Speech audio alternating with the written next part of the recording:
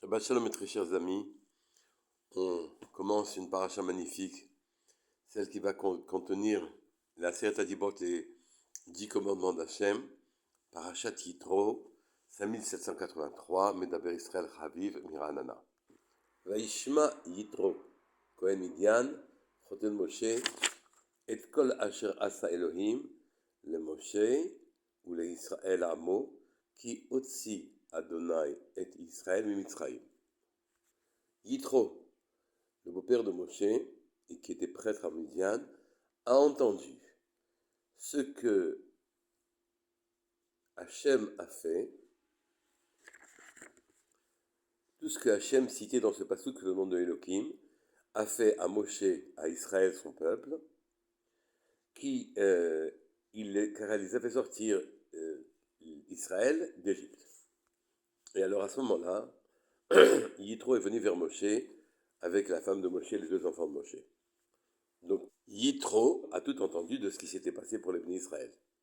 Or, Rashi cite Zvachim, Daf Kuftet Zayin Amud Aleph, qui dit que Ma Shamoa Shama, quelle écoute il a eu, qu'est-ce qu'il a entendu pour le faire venir, c'est Kriyat Yamsouf ou Milchemet Amalek. C'est qu'Hachem leur a ouvert la mer devant les bénis Israël, et la guerre de Amalek qui a été gagnée par les bénis Israël. Mais ce verset poursuit en disant qu'il avait entendu tout ce qu'Elohim avait fait à Moshe à Israël, son peuple, lors de la sortie d'Égypte. Pour quelle raison Yitro n'a dans son entendement que la mer qui s'est fendue et la victoire sur Amalek, et pas toutes les makotes, tous les miracles qu'il y a eu en Égypte qui ont permis au peuple d'Israël de sortir d'Égypte. Enfin, une seconde question.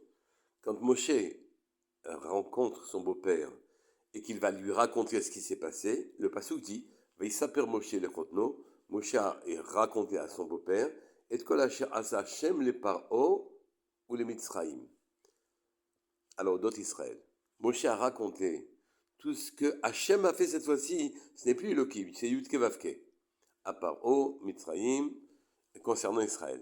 Et là, on sait que Paro s'est réjoui, que Yitro s'est réjoui, et c'est là qu'il dit Ata yadati ki gadol Hashem mikol haElohim.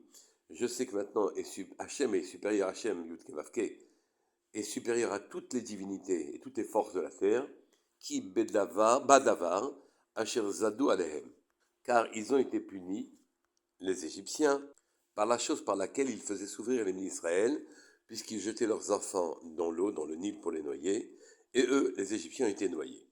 Mais Yitro savait tout cela. Pour quelle raison s'est-il réjoui maintenant?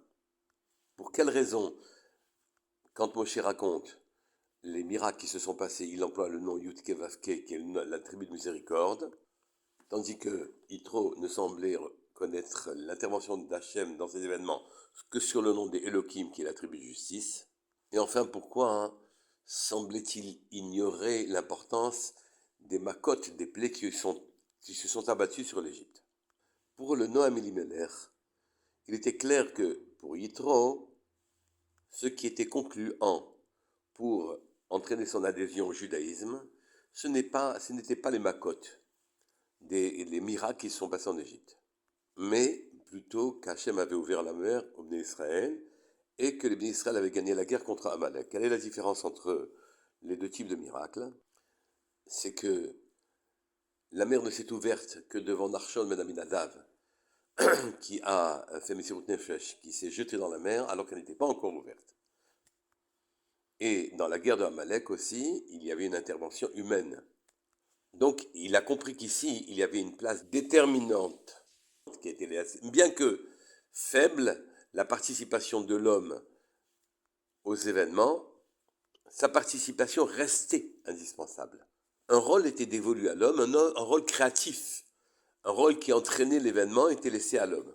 Alors que dans les plaies qui sont abattues sur l'Égypte, la participation des bénis Israël était inutile, passive, totalement passive. Hachem a beau mettre en œuvre des moyens extraordinaires pour faire germer un grain de blé, il lui faut la pluie, le soleil, etc. Mais il laisse à l'homme le soin d'accomplir un travail minime, mais indispensable, c'est labourer et semer. Le Sfat Emet souligne que, d'après ce que Rachid cite, parmi les noms qui étaient de Yitro, le nom de Yeter précède celui de Yitro. Il s'appelait Yeter Yitro. Ça correspond à peu près à la même chose, à un vav près. Mais la signification est totalement différente. Yeter signifie superflu, voire inutile. Le vav change tout, car il fait un trait de liaison entre le haut et le bas. Avant de connaître le judaïsme, Yitro n'avait connu, le beau-père de Moshe n'avait connu aucun système dans lequel l'homme avait une véritable place. Il se sentait prisonnier de systèmes d'organisation sociale, pris dans les rouages d'une société sans considération réelle pour le rôle de l'homme, où on ne lui laissait de marge de manœuvre que dans la mesure où la société pouvait s'en servir, qu'ils étaient socialement utiles. Et donc on entretenait un système totalement horizontal où l'homme n'avait aucune participation créative dans la création réellement des choses. Yitro, avec son vav, a trouvé dans l'ouverture de la mer où les bénis Israël, par l'intervention de Nachshon ben Abinadav, ont eux-mêmes ouvert la mer, si je puis dire, ou bien dans la guerre contre Amalek, c'est eux qui l'ont gagné, bien que c'est Hachem naturellement qui a fait l'essentiel de ces deux miracles. On peut comprendre maintenant pour quelle raison Yitro s'est réjoui quand Moshe lui a raconté les événements qu'il connaissait déjà. Lui comprenait que le Dieu d'Israël a laissé une place au Bnei Israël dans l'œuvre même, une place créative, dans l'œuvre même de la création. Or, pourquoi l'homme aurait-il été créé si jamais il n'avait pas de place significative? Sa question s'inscrivait comme une interrogation logique, humaine, normale. Moshe lui a montré un autre aspect des choses. Alors que Yitro ne regardait les événements que de manière logique, sous l'angle d'une logique fondamentale Elohim, une rigueur de raisonnement, Moshe lui a raconté les mêmes événements, mais cette fois-ci il employait le mot, le Hachem au sens du Yud Kevavke, l'attribut de miséricorde. Le Shem Ishmuel explique qu'il ne fallait pas seulement regarder l'ouverture de la mer, ou bien tous les miracles d'une manière générale, comme étant seulement une punition pour les Égyptiens, en paiement de leur mésaction, de leur cruauté, mais il fallait regarder que les bénis Israël qui étaient indignes, même des délivrés car ils avaient atteint la 49e porte de la Touma, s'étaient quasiment enfoncés aussi dans l'idolâtrie. Hachem avait décidé de les sauver. Moshe lui fit percevoir les mêmes événements qu'il n'avait vus comme tous les peuples d'ailleurs, que comme une rétribution perpétrée par la tribu de justice pour condamner les méchants. Derrière ça se cachait en vérité la nécessité de sauver le peuple de Dieu pour lui donner son travail et le faire accéder à sa dimension. Les différents princes célestes qui dirigent les nations du monde, quand leur peuple est attaqué et qu'ils doivent les défendre ou les venger, ils ne se soucient pas de mettre en relief un châtiment parfaitement adapté au comportement de leurs ennemis et de les retribuer en conséquence. Mais quand c'est Hachem, attribué de miséricorde, qui veut sauver les bénis d'Israël, même si ça condamne les Égyptiens, ça les condamne mida keneged mida, avec une lisibilité importante. L'eau a été l'ennemi, ils ont fait de l'eau l'endroit où périssaient les bénis d'Israël, et là-bas ils ont péri. Ça, c'est la justice qui condamne le coupable, mais de manière lisible pour le coupable et compréhensible pour celui qui est sauvé. Ceci était un nouveau message pour Yitro. Yitro cherchait un rôle pour l'homme dans la création, et il l'a trouvé chez les Bnei Israël. Mais il cherchait de manière intellectuelle et logique. Moshe lui a montré qu'Hachem avait une dimension bien supérieure à cela, de miséricorde totale. Mais rajoute le Imre Cohen, Vaishma Yitro, Moshe a entendu. Entendu veut dire qu'il a compris par sa réflexion. Il est resté dépendant des schémas de compréhension, des lignes de fonctionnement qui tracent les cheminements de pensée qui amènent à la compréhension. Il a acquis en quelque sorte une confiance en Hachem qui est sikhlit, intellectuelle.